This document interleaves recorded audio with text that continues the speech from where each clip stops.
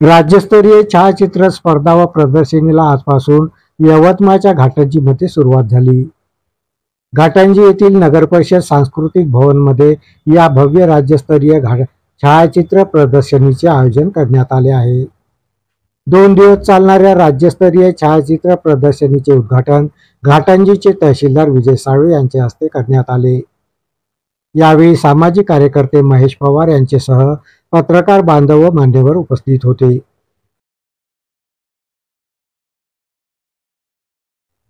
Ghatanji photographer बहुउद्देशीय सामाजिक संस्थेच्या वतीने आयोजित करण्यात आलेल्या या राज्यस्तरीय छायाचित्र स्पर्धेत राज्यातील छायाचित्रकार मोठ्या संख्येने सहभागी झाले आहे। छायाचित्रकारांच्या कॅमेऱ्यातून टिपलेले अप्रतिम क्षण घाटंजीकरांना या प्रदर्शनीच्या माध्यमातून अनुभवता येणार आहे।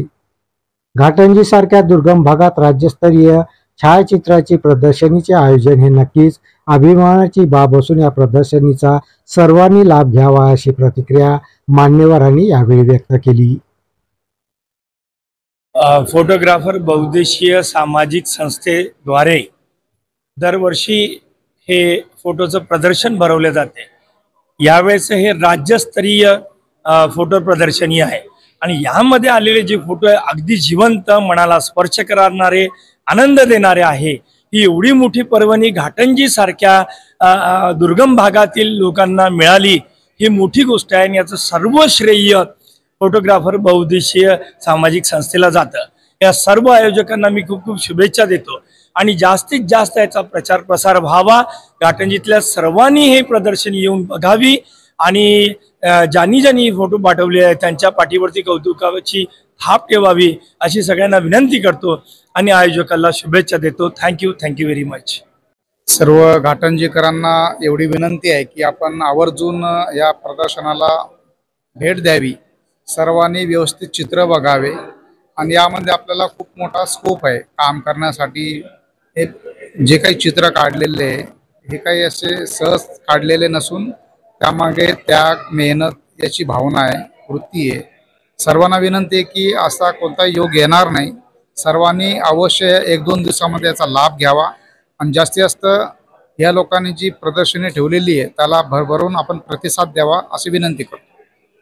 एकतर घाटंजी फोटोग्राफर असोसिएशनचा मी पहिले मनापासून कौतुक करतो, कारण की घाटंजी तसं यवतमाळ जिल्ह्यातलं एक दुर्गम भाग म्हणून ओळखला जातो आणि या ठिकाणी यांनी पुढाकार घेऊन हे त्यांचं 2य वर्ष आहे। पहिल्या वर्षी विदर्भस्तरीय त्यांनी प्रदर्शन केलं होतं आणि या वर्षी राज्यस्तरीय। मी स्वतः, माझं नाव अमर आसेगावकर, मी मॅक्रो छायाचित्रकार आहे। मला कॅमेरा वापरता येत नाही पण मोबाईलद्वारे लेन्स लावून मी हे करतो आणि यांना माझ्याबद्दल माहिती मिळाली आणि ते माझ्याकडे आले आणि स्पेशल माझ्या फोटोची डिमांड करून त्यांनी एक वेगळी प्रदर्शनी केली आणि खरोखर कौतुक आहे की राज्यातल्या विविध भागात जाऊन, आज महाराष्ट्र काय आपलं छोटं राज्य नाही आहे, मुंबई, नाशिक, पंढरपूर आणि मोठ्या मोठ्या ठिकाणाहून, ग्रामीण भागातून असो का मोठ्या शहरातून असो, जी कला फोटोग्राफीची लपलेली होती त्या लोकांना एक व्यासपीठ मिळावं याचं स्थान घाटंजी सारख्या ठिकाणी या असोसिएशनने पुढाकार घेऊन केलेला आहे। त्यांचं मनापासून अभिनंदन व कौतुक आणि याच प्रकारचे विविध उपक्रम त्यांनी घाटंजी असो किंवा इतर ठिकाणी असो यांनी करायला पाहिजे अशा मी त्यांना शुभेच्छा देतो।